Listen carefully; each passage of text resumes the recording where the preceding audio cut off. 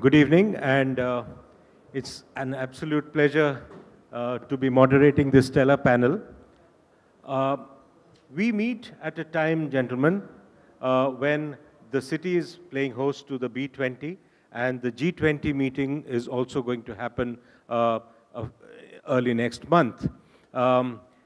India, and we were very fortunate to have a 40-minute plus interview with the Prime Minister earlier this week, where he spoke very eloquently about India, the India growth story, and of course, the role India is playing in this G20 by way of the presidency. We will discuss some of these aspects, but the critical aspect which the Prime Minister and Mr. Scindia before this and many others, in fact, Mr. Amitabh Kant also at the earlier part of the day mentioned, and we all are aware of, is the resilience which the Indian economy is being showing. And much of the credit must go to gentlemen like you, the people, the entrepreneurs who are actually powering the economy across various sectors and ensuring that even across the world when there are global headwinds, in the Indian economy, the Indian corporate sector continues to fly high. So I will start first with you, Mr. Kalyani. You represent a sector also, and you've recently been spoken pretty, directly and eloquently about being the artillery house for the world, where Kalyani Group, Babak, you yourself and the group you head is going to be the artillery house of the world. What is your sense of the defense sector? And that is because that is one critical area where we are seeing the manufacturing game play out and the ambitions of this country really come to the fore. Let's start with you. Well, thank you very much for this opportunity. First of all, before I answer that question, I just like to remind all of us what Mr. Scindia talked in his talk about Chandrayaan-3. Now, how did Chandrayaan-3 happen? Chandrayaan-3 happened because there were people who believed that we could do it. There were people in the government who believed that those scientists, and if you looked at those scientists, they're not fancy scientists like NASA. They believed they could do it, and there were a lot of women, young people in all this. Now that is the name of the game that is going to propel India forward. And I'll give you another historical example of this. In 1940, when the World War II was just about beginning, England and France was under attack from Germany. And Roosevelt was the President of the United States. And England had just about depleted its military hardware because they were getting demolished at a very heavy rate from the bombardment of the German forces. And there's a book on this, by the way. It's called Freedom Forge. And France, similar things were happening. So Churchill went to Roosevelt and said, can you help us and produce weapons and equipments? And these were artillery guns, aircrafts, trucks, machine guns, shells, you name it. That time the US Congress refused to get into this war because they thought politically this is not a very wise decision. So Churchill, being the smart man he was, and so was Roosevelt, President Roosevelt, they came up with this whole concept of lend and lease. So they were not selling equipment. They were lending equipment and getting a lease rent for it. And in 3.5 years, 4 years, 1940 to 1944, I have numbers, but I'll tell you by memory, The United States produced something like 285,000 aircrafts for the Allied. 285,000. Produced something like 200 submarines, 100 battleships, more than 100,000 artillery guns. I don't know how many lakh trucks and machine guns. You know, today we have a hard time producing even 10 aircrafts a year. Now, in terms of value, what they produced in 4 years in the United States between 1940 and 1944 was equal to about $3 trillion today. And this is what made America a superpower. And how did it happen? He called the president of General Motors, a guy called Bill Knudsen. He said, you leave your job, come to Washington, and take on this activity of creating a entity to make military hardware. Similarly, he called 2-3 other guys. Now, this is what made America great. And you're beginning to see this similar thing happening in India. You know, what ISRO has done in Chandrayaan-3, what a lot of other people are doing, is going to make India great again. And if you read the McKinsey report, it says that for the next 10 years, India will contribute almost 20% of the growth in the world economy. So there are a lot of good things that are going for us. Largely, the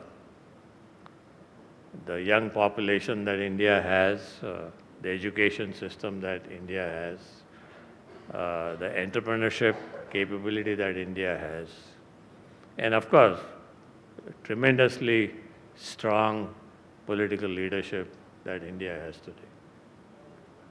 I mean, these are all, let's say, the tailwinds that we have. We do have headwinds too. It's not that everything is going for us. There is a lot of areas in the world where there are conflicts, there are issues, there are geopolitical problems, and in which direction it affects us, we can't predict today. It's very difficult to predict today. But all I can say with a lot of confidence that the next generation, I mean, our time is over.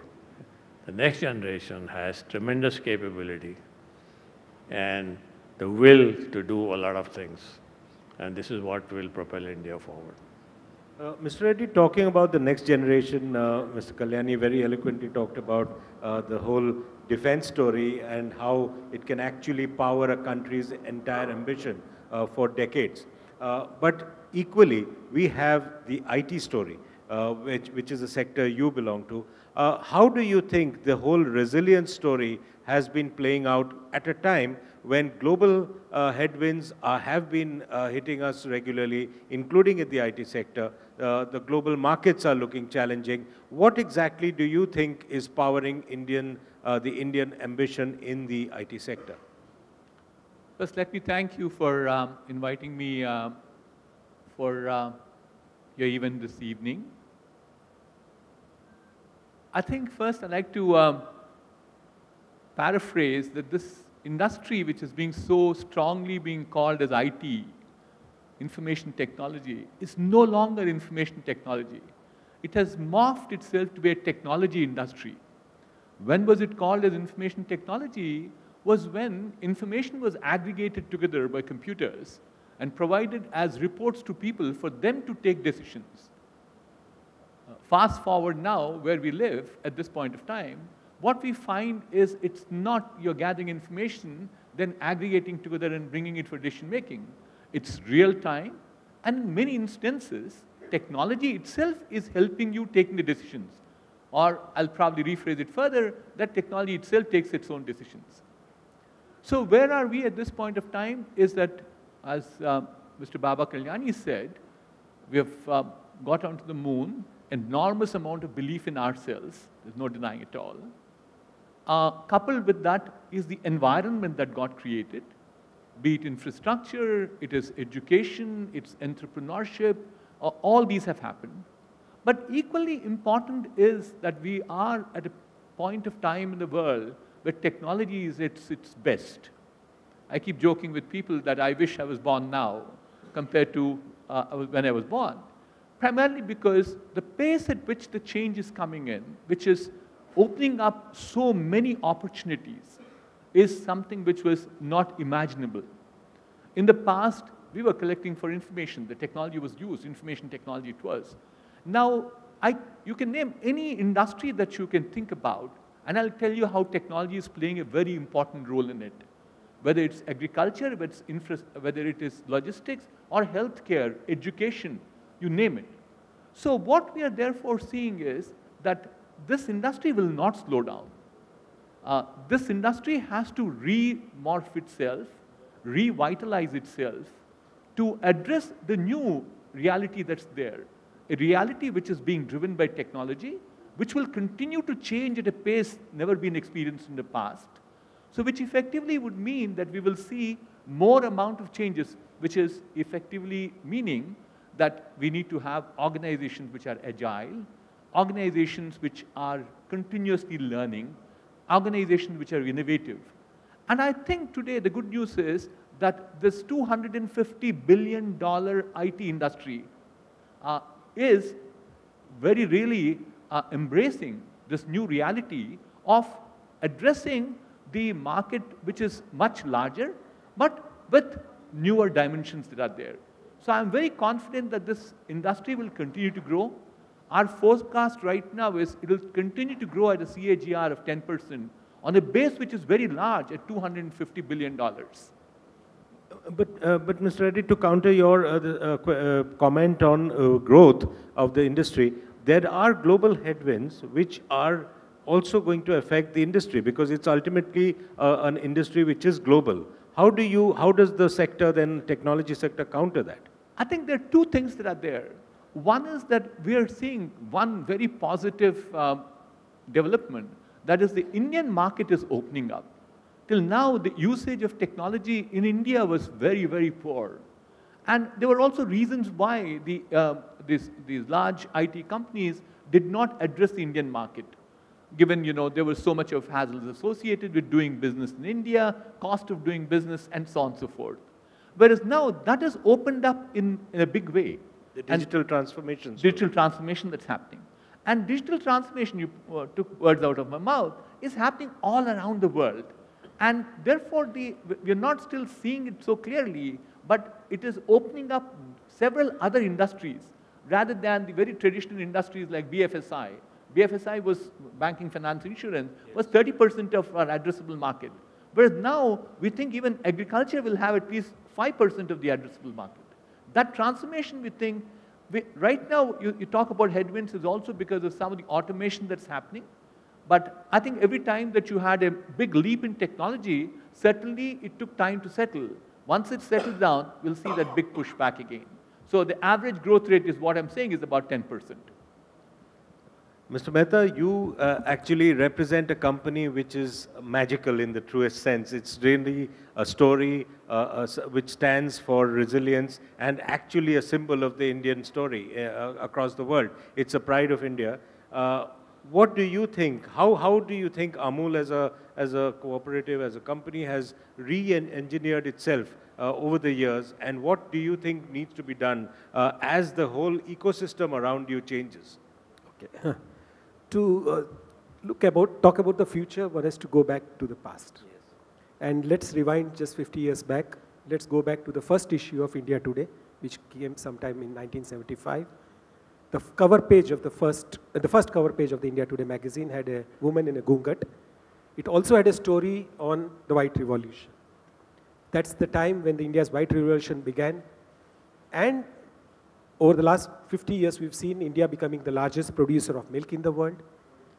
Our organization, the Gujarat Cooperative Milk Marketing Federation, was formed around the same time. Today, it is the largest food company in India, FMCG company in India, with a turnover of more than 72,000 crores. And imagine that woman, lady in a ghungat, 36 lakh such women who are owners of brand Amul, every day getting 200 crore rupees in their bank accounts. and more than 60,000 crores annually. So this is the journey of empowerment of women using a cooperative model which has made India proud, and milk is the largest agricultural crop of our country today. India today produces close to 22% of the total milk in the world.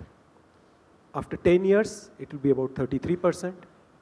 By 2047, another 25 years, it will be close to 47%. तो याद रखना आसान है, every year we add to the calendar, India's contribution to the world will increase by 1% every year. So this is the journey which has happened, which is giving livelihood to more than 10 crore families in the country. And we talk about resilience, we talk about empowerment, we talk about sustenance and sustainability. All this is fitting in very well in the milk story, which India has for the world. And we want to see a scenario, and it is very much real, that India not only becomes dairy to the world, this model of women-led development becomes a showcase for what is all for the developing countries for the world.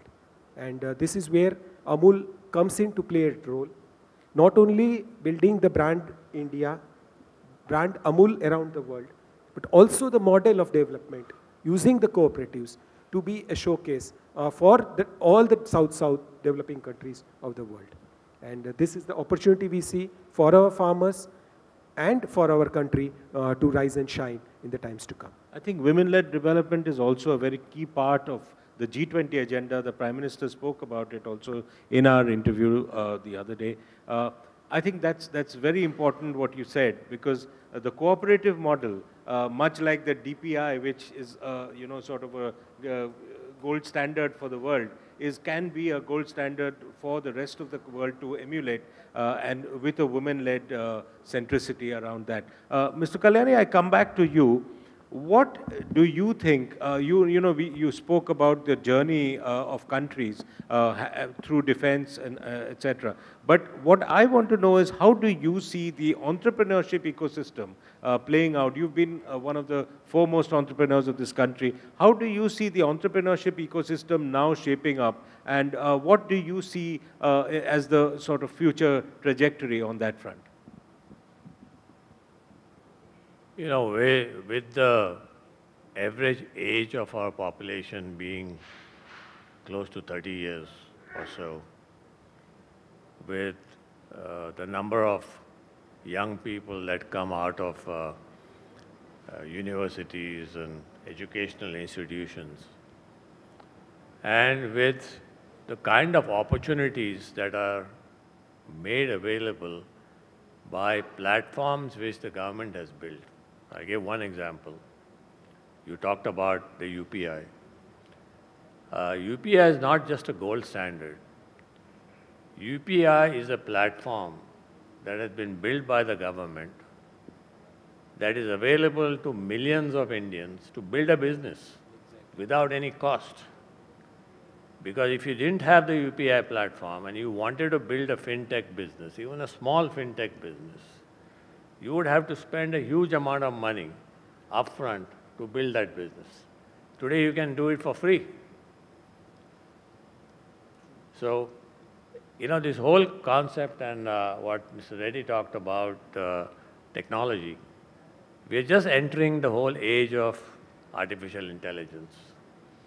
Actually, the artificial intelligence discussion started somewhere in between the B20 deliberations. It wasn't there 6 months ago. I think it kind of just, when the chat GPT was announced, that whole discussion started. I mean, these are technologies that are disruptive, but they are disruptive in a very positive way. And you look at India, I mean, what has India got that other countries don't have? I talked about population. Now, India is a country where digital technology is understood by more number of people than the rest of the planet. If you talk to any Indian, a kid, he will tell you what the moon is and how the surface of the moon is. And you talk to any kid in the United States, you probably wouldn't be able to answer that question. So there is a lot of difference today in terms of how people in this country think and what their aspirations are and what they want to do. And this is what drives entrepreneurship. At the end of the day, what is entrepreneurship? It's passion, it's aspiration, and it's a goal. And if you have an enabling environment to make it happen, like the UPI platform, there will be other digital platforms that will come, the UNDC platform, which is coming for e-commerce. Today, anybody can set up an e-commerce business without having to spend, millions of dollars, which, the earlier people had to spend. And so this is the advantage of technology that India is able to harness, which not many people are able to harness.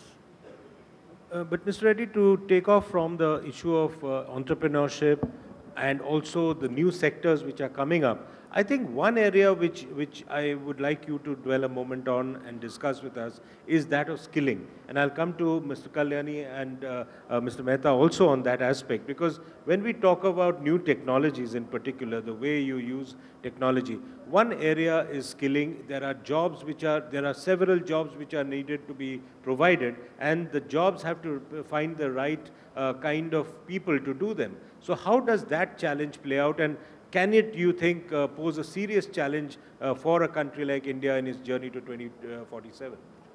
Thank you. Great question. Certainly, I think that's a very critical element for success of this nation, the skilling part of it. But I think the government of India has done extremely well in forcing this challenge and introducing the new education policy 2020. Now, NEP 2020, you might say it's education. No, it completely encompasses skilling too. And the core of NEP 2020 says all about student-centric, experiential learning. That's basically when you say experiential learning, you're bringing this element called skilling into it. So therefore, I think now if you look at the way in which, of course, NEP 2020, I wouldn't get into it, is a large framework. Now, there are a number of elements associated with it which are being executed. One of the elements I'll also further call out is that it talks about much closer interaction between the academia and the industry, which was wide open. People were living in their own worlds. So what we are seeing at this point of time is, with this interaction moving in, a number of ways in which we are in a position to bridge this gap in terms of skilling. The apprentice schemes, the internship schemes are running very well. We are now inviting people with great amount of experience to come and teach at our education institutions as professors of practice. We are doing the vice versa too at this point of time. So therefore, skilling is not becoming something which is away from education as such. We want to get it absolutely imbibed into the education system itself. So therefore, as a result of number of these interventions that are happening, what we are finding is many of these students are ready for the industry. They are employable. One would also say that there is yet another challenge we have. If you look at our own industry, which is the so-called IT industry, which has 5.6 million professionals. Now, these are not professionals who came into industry last a year back, 2 years back, or 5 years back. They've been even with the industry for 30 years. Enormous amount of transformation that has happened. In those instances, there's absolutely necessity at this point of time that we need to upskill them and reskill them. That's how we thought about this way back in 2017 when I was the chairman of NASSCOM, of creating a platform called the Future Skills Platform, which we identified 8 digital skills that are there, starting off with AI, ML, VR, AR, and so on and so forth. So interventions of this nature are certainly bridging the gap. But I think the bigger problem that we also have further is we also have to become a product nation as opposed to purely being services nation.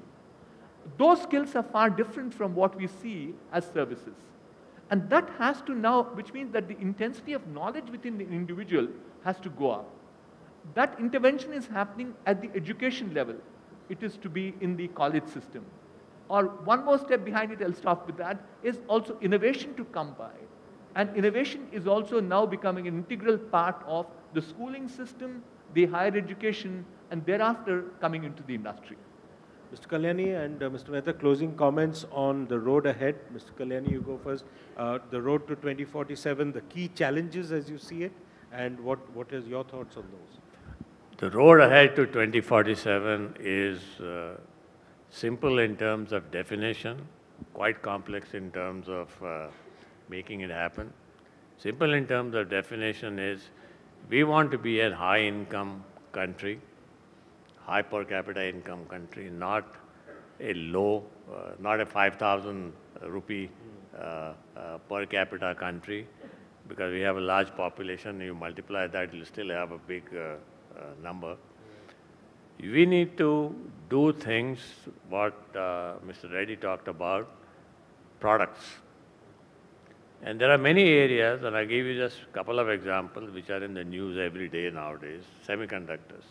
We lost the semiconductor race in the 80s when there was an opportunity to set up a semiconductor plant. Because of bad policy decisions, we lost that race. Electronics, medical equipments, a lot of ingredients that are required for our medical medicines. So those are the things that we need to produce. Now, it's not great rocket science of how to produce it, but it is a lot of effort, time, and resources.